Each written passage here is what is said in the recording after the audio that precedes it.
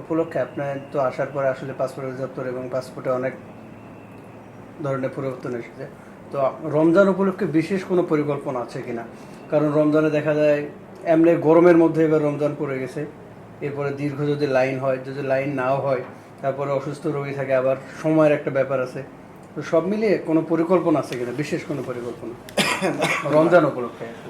না, রমজান উপলক্ষে না, পাসপোর্ট সব মাসই প্রয়োজন, সুতরাং রমজানের জন্য স্পেশাল কোনো ইয়ে নেই।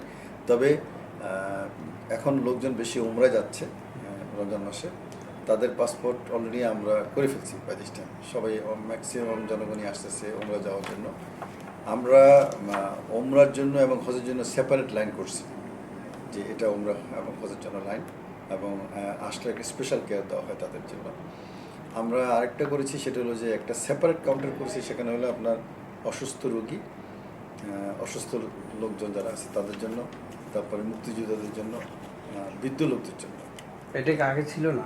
আগে ছিল না, আমরা করছি, এটা চলতেছে। এটা আসলে কতদিন আগে চালু হয়েছে? এটা আমাদের 1 বছর হয়ে গেছে। 1 বছরের চালু হয়েছে। আমি আসার পরে এটা সেপারেট একটা রুম করেছি আমরা, যেই রুমে আসলে ওরা ওখানে বসার পর তাদেরকে ওখান থেকে করে দেওয়া হয়।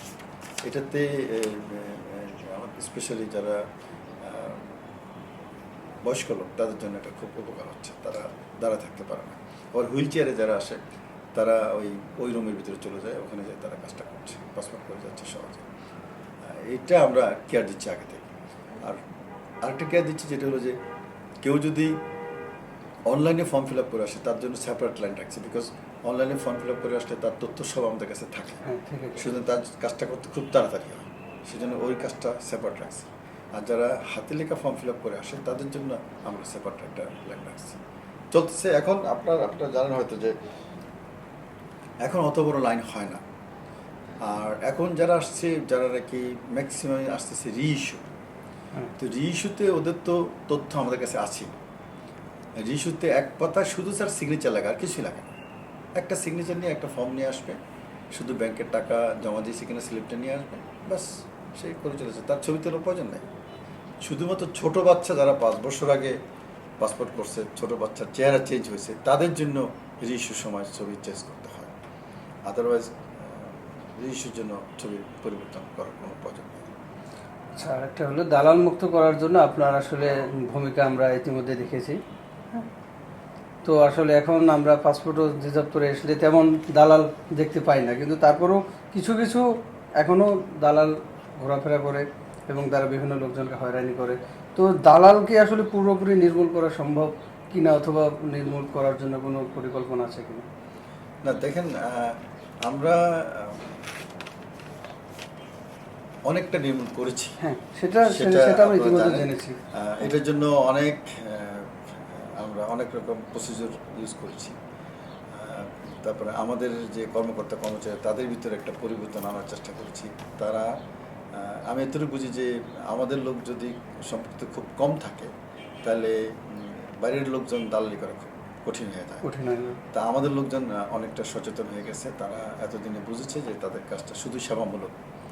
আমরা কিন্তু অন্যান্য সরকারি কর্মকর্তা কর্মচারীদের মতো নই।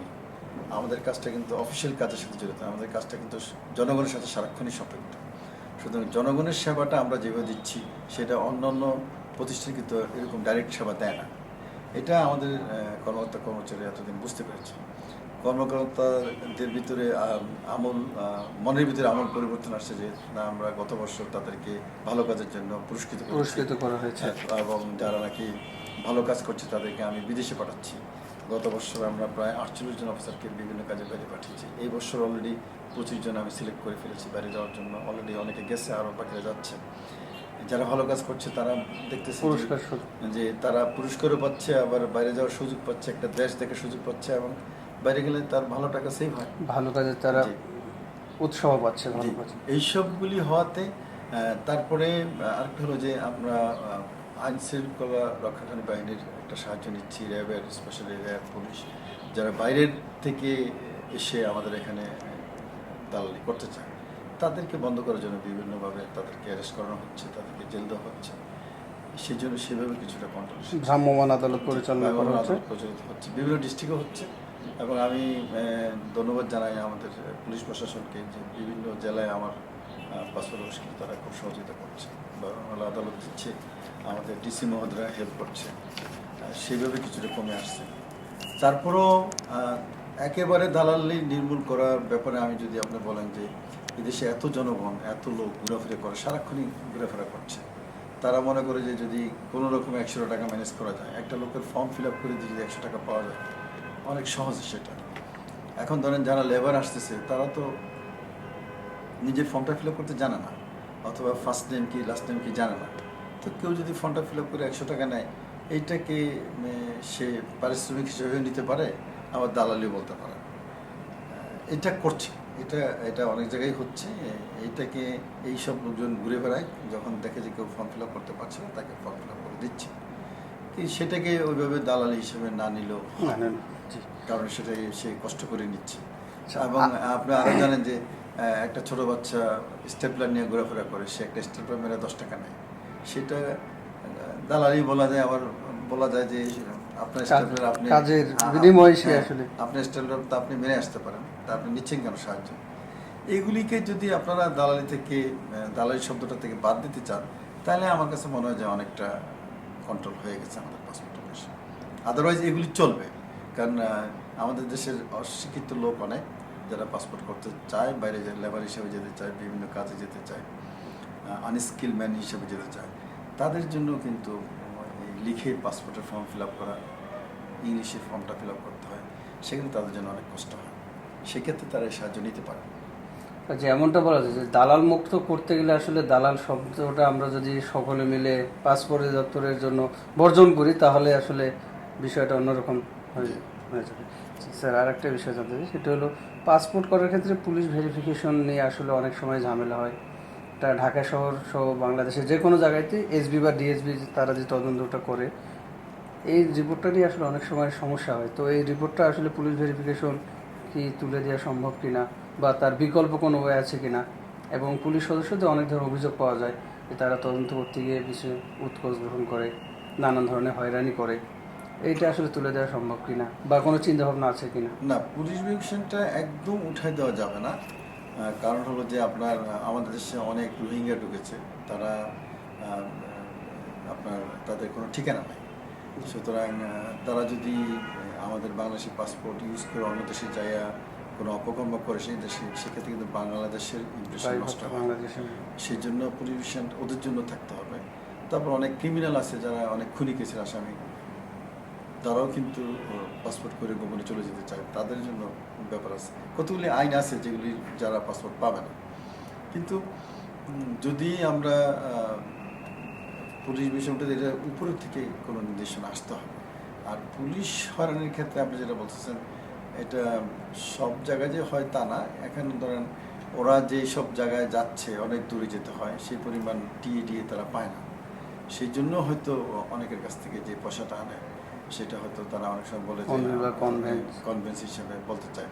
কিন্তু সেটা আমি অলরেডি বলেছিলাম ওনাদেরকে যে আপনারা এটাকে আরও বাড়াতে পারেন কিনা টিএডিটা।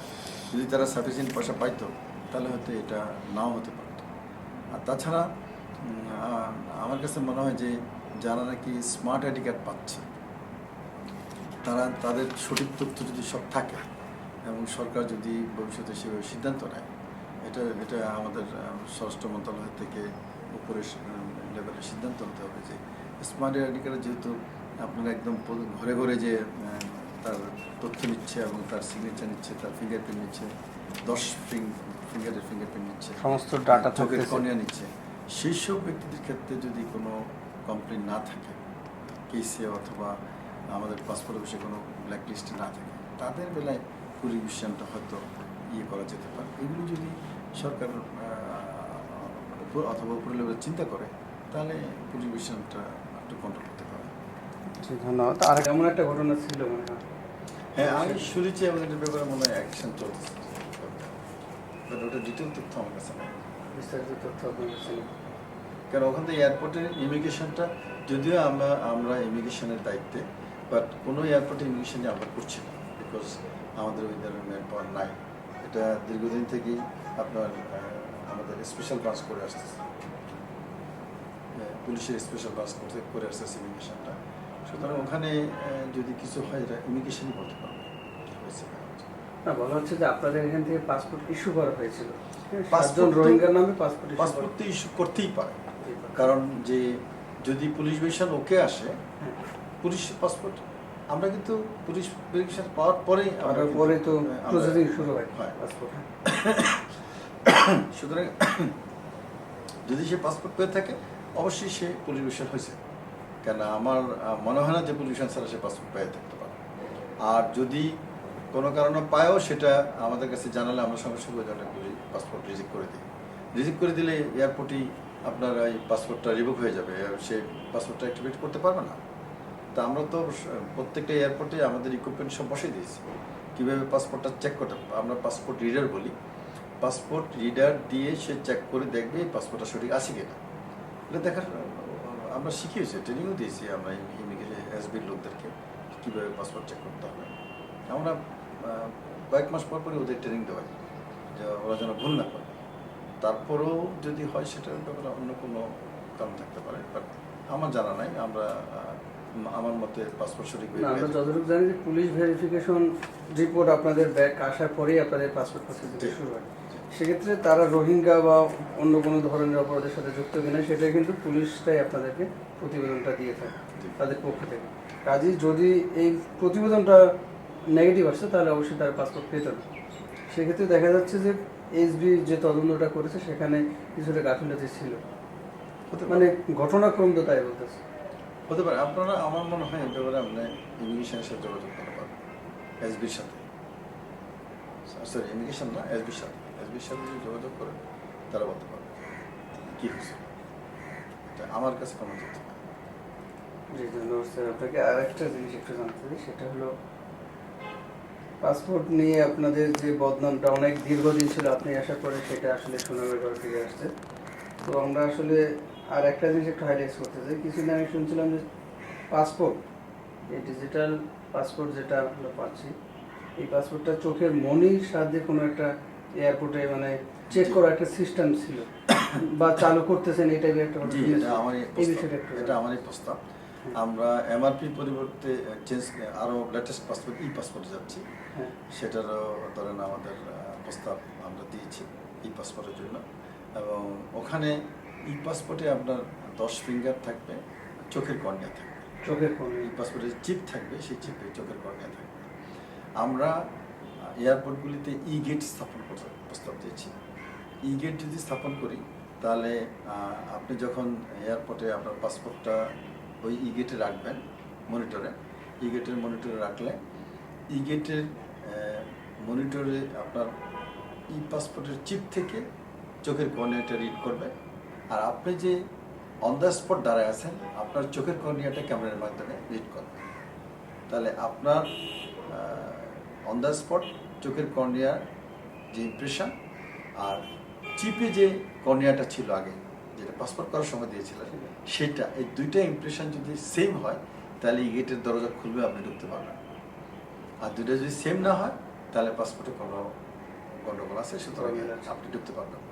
তখন পুলিশ আপনাকে সেক্ষেত্রে ফিজিক্যালি কোনো প্রবলেমের কারণে যদি চেঞ্জ হয়ে যায় কখনো, মানে শারীরিক কোনো প্রবলেমের না, কারণে চেঞ্জ হওয়ার কোনো কারণ নেই। চোখের কর্নিয়া কখনোই চেঞ্জ হয় না, আসলে সেটা জানা ছিল না। চোখের কর্নিয়া চেঞ্জ হবে না। আর আপনার চোখের কর্নিয়া দিয়ে কিন্তু আমরা প্রথম ইমপ্রেশন নিব, সুতরাং আমরা চোখের কর্নিয়া 5 বছরের মধ্যে চেঞ্জ হয়ে যাবে এটা হতে পারে না। মানুষের চোখের কর্নিয়া সবসময় স্থির থাকে। তো এটা আসলে প্রস্তাবনা, জি, এটা প্রস্তাবনা আছে এবং আমি আশা করি যে আমরা বাই ডিসেম্বর এটার ব্যাপারে একটা ফয়সালা হয়ে যাবে। এটা আমরা প্রস্তাব দিয়েছি, ডিসেম্বরের মধ্যে আমরা একটা স্টেপ নিতে পারবো।